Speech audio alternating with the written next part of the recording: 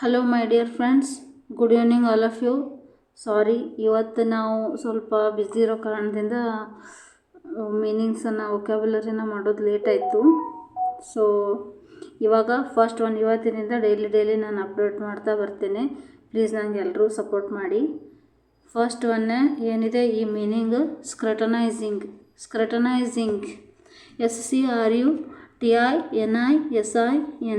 ಸ್ಕ್ರಟನೈಸಿಂಗ್. ಇದರ ಮೀನಿಂಗ್ ಬಂದ್ಬಿಟ್ಟು examine or inspect closely and thoroughly. ಇದೇನಂದ್ರೆ ನಿಕಟವಾಗಿ ಅಥವಾ ಸಂಪೂರ್ಣವಾಗಿ ಪರೀಕ್ಷಿಸಿ ಅಥವಾ ಪರೀಕ್ಷೆ ಮಾಡೋದು ಇದರ ಅರ್ಥ. ಇನ್ನು ಇಲ್ಲಿ ಇದರದ್ದು ಸಿನೋನಿಮ್ಸ್ ಅಂದರೆ ಸಮಾನಾರ್ಥಕ ಪದಗಳು ಏನಂದ್ರೆ ಈ ಸ್ಕ್ರಟನೈಸಿಂಗಿಗೆ ಸಮಾನಾರ್ಥಕ ಪದಗಳು ಇನ್ಸ್ಪೆಕ್ಟ್, ಸರ್ವೆ ಅಥವಾ ಸ್ಕ್ಯಾನ್. ಏನು ಸಿನೋನಿಮ್ಸ್? ಇನ್ಸ್ಪೆಕ್ಟ್, ಸರ್ವೆ ಮತ್ತು ಸ್ಕ್ಯಾನ್.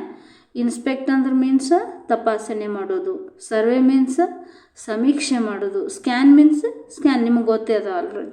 ಆ್ಯಂಟೋನಿಮ್ಸ್, ಈ ಸ್ಕ್ರಟನಿಂಗಿಗೆ ಆ್ಯಂಟೋನಿಮ್ಸ್ ಅಂದ್ರೆ ವಿರುದ್ಧಾರ್ಥಕ ಪದಗಳು. ಇವುಗಳನ್ನ ಅಪೋಸಿಟ್ ವರ್ಡ್ಸ್ ಅಂತೂ ಕರೀತಾರೆ. ಸೊ ಆ್ಯಂಟೋನಿಮ್ಸ್ ಯಾವ್ಯಾವು ಅಂದ್ರೆ ಫಾರ್ಗೆಟ್ ಅಂದ್ರೆ ಮರೆತು ಬಿಡೋದು, ಇಗ್ನೋರ್ ಅಂದ್ರೆ ನಿರ್ಲಕ್ಷ್ಯ ಮಾಡೋದು, ನೆಗ್ಲೆಕ್ಟ್ ಅಂದರೂ ಅದೇ ನಿರ್ಲಕ್ಷ್ಯ.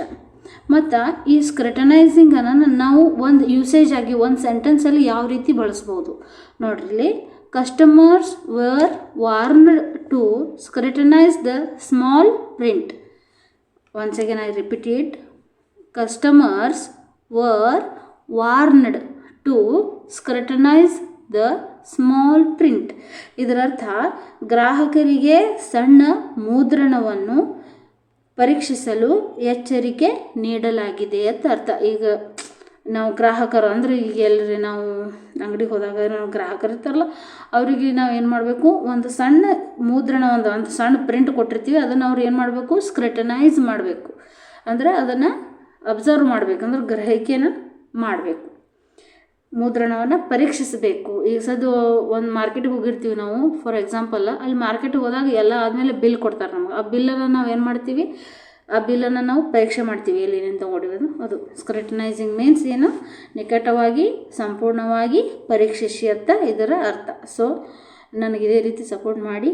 One and all thank you.